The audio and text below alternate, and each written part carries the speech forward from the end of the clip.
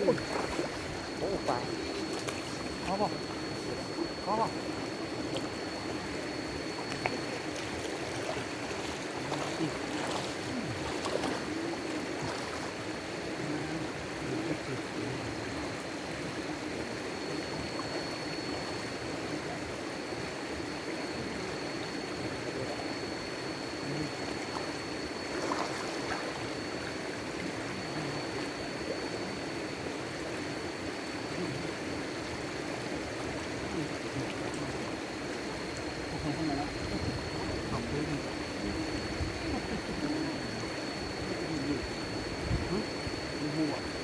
วิ่งดิเฮ้ยดูเดี๋ยว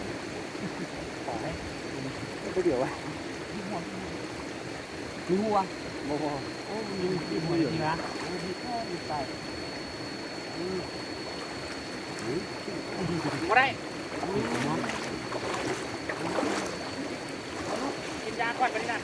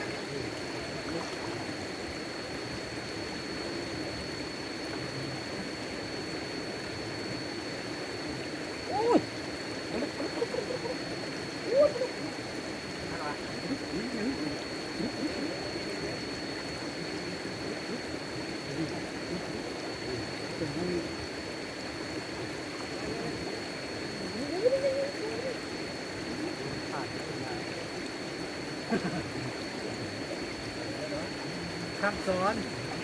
มาช่วยนี่แน่ไว้ดุกเป็นยาผมอ่ะ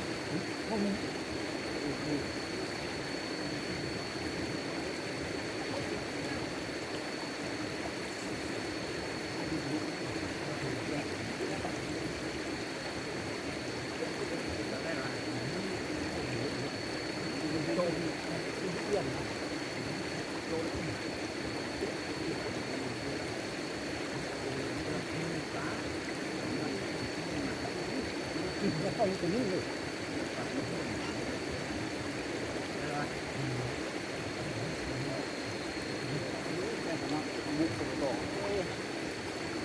ป่าที่เนี่ยก็เป็นไม้นะเนี่ย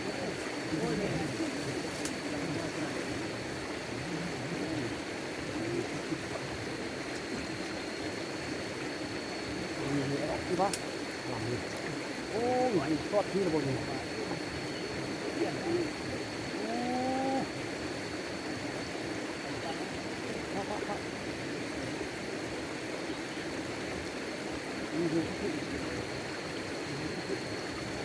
โอ้ยตีเห็นเอาขาตู้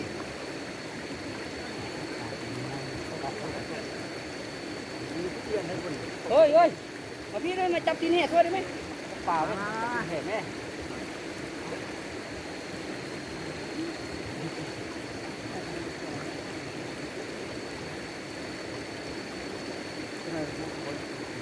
นี่นี่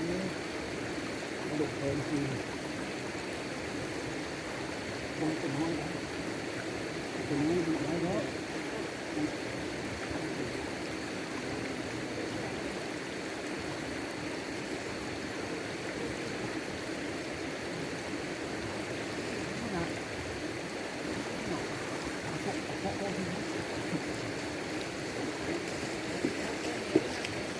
นี่นี่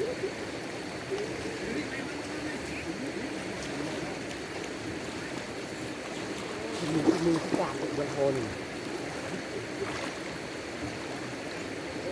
มาปลุกยันเล่นปักก็จะเล่นจับก้อนมือของนี่มายันเล่นปักดูที่มือสิบครั้งดวงนี้เนี่ยต้องดวงนี้เจ้าข้าเขาที่มือสิบครั้ง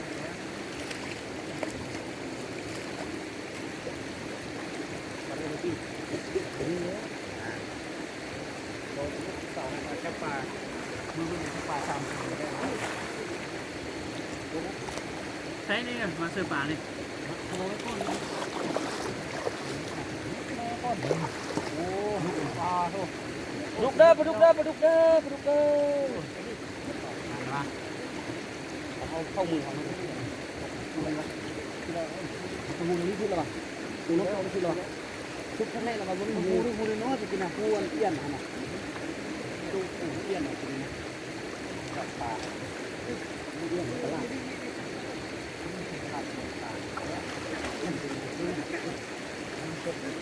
เอาไปแล้วเขาขึ้นเขาเอาไปแล้วปลานี่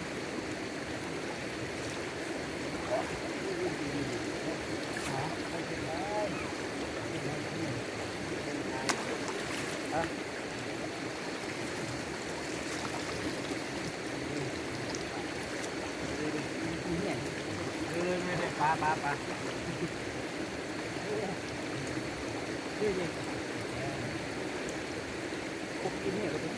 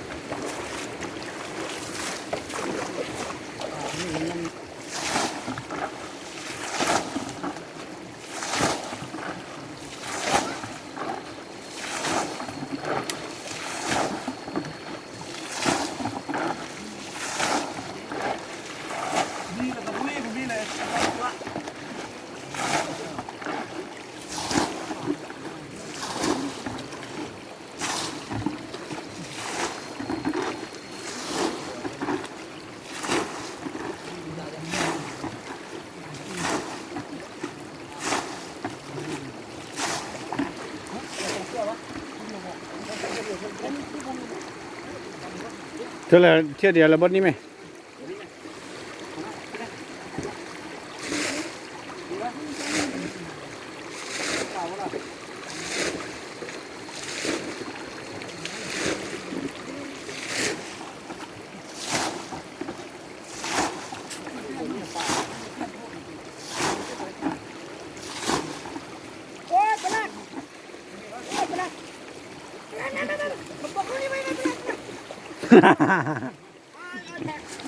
โอเคแล้ว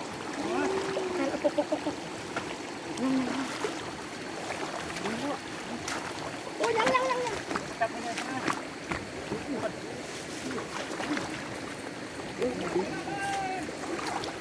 เริ่มเข้ากับเชือกนี่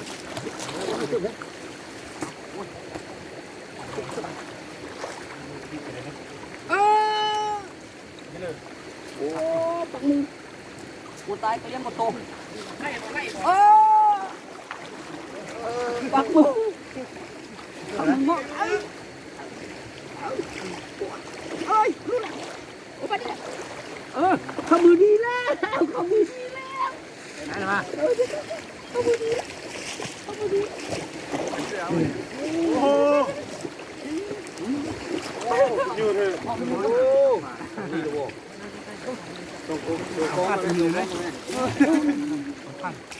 เจ๊ลอยหน่อยเดี๋ยวล้างมา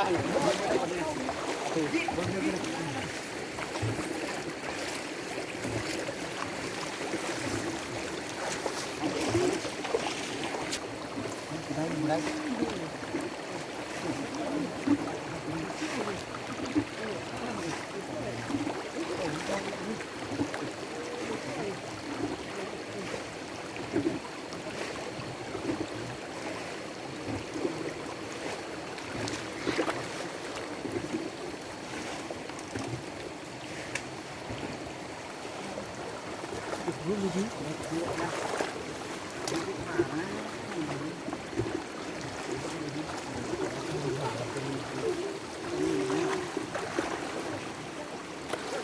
ดูวะ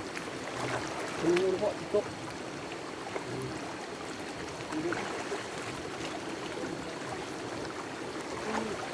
เต่าอยู่นี่แถวเดินบนกล้วยมานี่นี่น้ำสลามกล้วยนี่